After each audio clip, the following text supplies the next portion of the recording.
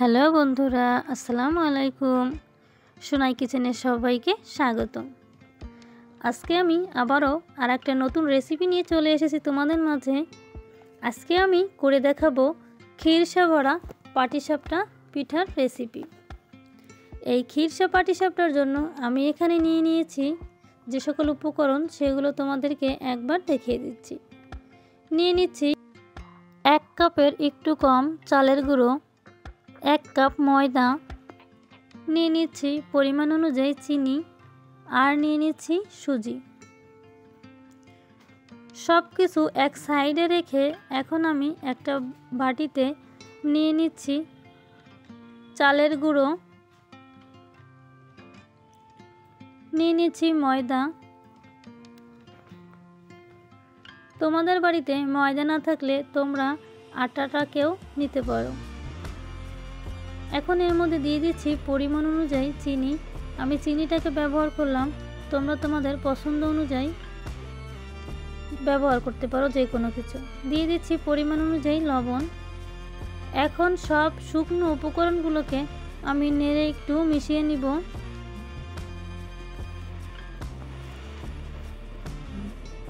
তারপর আমি এর মধ্যে দিয়ে দিচ্ছি কুসুম গরম পানি। আমি খুব বেশি পানি দিব না, অল্প অল্প পানি দিয়ে আমি এই ব্যাটারটাকে তৈরি করে নিব।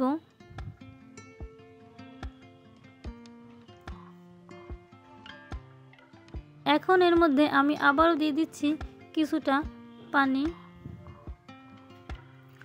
পানি দিয়ে সব কিছু আমি আবারও খুব ভালোভাবে নেড়েচেড়ে নিচ্ছি। আমি অল্প অল্প করে পানি দিয়ে ব্যাটারটাকে তৈরি করে নিচ্ছি। বেশি পানি দিলে ব্যাটারটা খুব নরম হয়ে যেতে পারে, সেই জন্য আমি আমার সুবিধার জন্য অল্প অল্প পানি দিয়ে নিচ্ছি। এই ব্যাটারটা থেকে আমি অল্প কিছু ব্যাটার একটা বাটিতে তুলে নিয়েছি। এখন এর মধ্যে আমি দিয়ে দিচ্ছি অরেঞ্জ ফুড কালার। আমি অল্প একটু ব্যাটার আমি রঙিন করে নিচ্ছি। আমি এর মধ্যে আরেকটু অরেঞ্জ ফুড কালার দিয়ে দিব। খুব ভালোভাবে মাখিয়ে নিব। এখন এই রঙিন ব্যাটারটাকে আমি একটা বোতলে নিয়ে নিব। প্রথমে আমি বোতলের মুখটাতে একটা ছিদ্র করে নিয়েছি, আর এই বোতলটাকেও দেখিয়ে দিচ্ছি।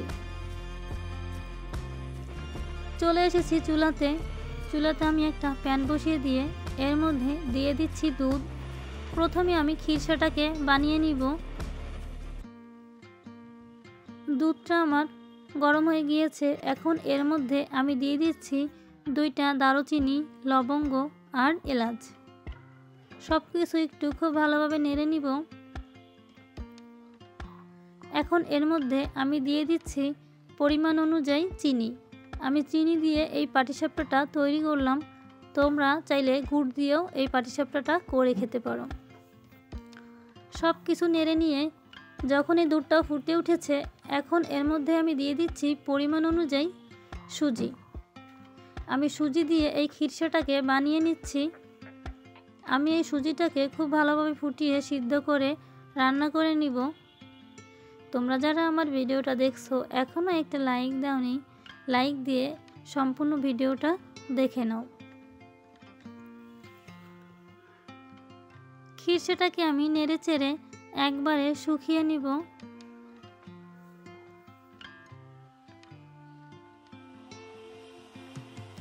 ক্ষীরসাটা আমার হয়ে গিয়েছে, এখন নামিয়ে নিব।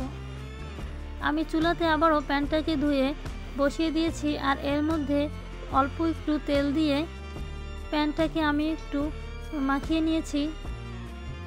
আর রঙিন ব্যাটারটাকে আমি একটা বোতলে নিয়ে এভাবে একটু ডিজাইন করে নিচ্ছি। তোমরা চাইলে এই ডিজাইনটাকে স্কিপও করতে পারো, তবে আমি একটু সৌন্দর্যের জন্য একটু রঙিন ব্যাটার একটা বোতলে নিয়ে এভাবে একটু করে নিয়েছি। দিয়ে দিচ্ছি এর মধ্যে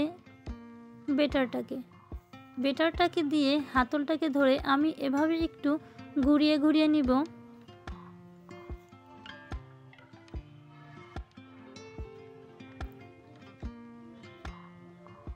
2-3 মিনিট পরে ব্যাটারটা যখন শুকিয়ে যাবে তখন এর উপরে আমি দিয়ে দিচ্ছি ক্ষীরসাটাকে।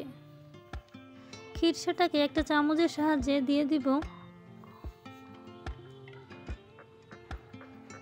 খিরসাটা আমার দেওয়া হয়ে গিয়েছে। এখন এটাকে আমি ফোল্ড করে নেব পেঁচিয়ে পেঁচিয়ে।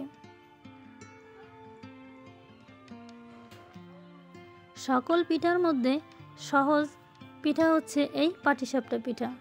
এটা যে কেউই ঘরে এটা তৈরি করে খেতে পারো। আমি আবারও আরেকটা খিরসা পিঠা পাটিসাপটা বানিয়ে দেখাচ্ছি।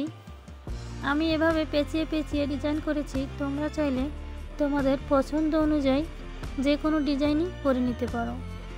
আবারও বেটার দিয়ে এভাবে ঘুরিয়ে ঘুরিয়ে গোল করে নিচ্ছি। 2 মিনিট পরে এখন এর মাঝখানে আমি দিয়ে দিচ্ছি খিরসাটাকে। আবারও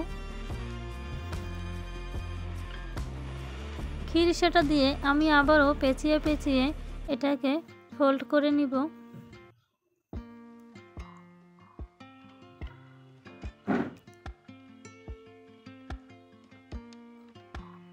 আমার পাটিসাপটা খিরসা পাটিসাপটা রেডি। তোমরা যারা আমার ভিডিওটা দেখছো, আমার এই ভিডিওটার কোনো অংশও যদি তোমাদের কাছে পছন্দ হয়, ভালো লেগে থাকে, তাহলে প্লিজ লাইক করবে, কমেন্ট করবে। আর আমার এই রেসিপিটি ভালো লেগে থাকলে তোমার প্রিয়জনদের কাছে শেয়ার করে দেবে। আমার চ্যানেলে নতুন নতুন রেসিপি পেতে আমার চ্যানেলটাকে সাবস্ক্রাইব করে বেল বাটনটি অন করে রাখবে। তাতে করে আমার ভিডিও সবার আগে তোমাদের কাছে পৌঁছে যাবে। আবারও হাজির হয়ে যাব নতুন কোনো রেসিপি নিয়ে। আল্লাহ হাফেজ।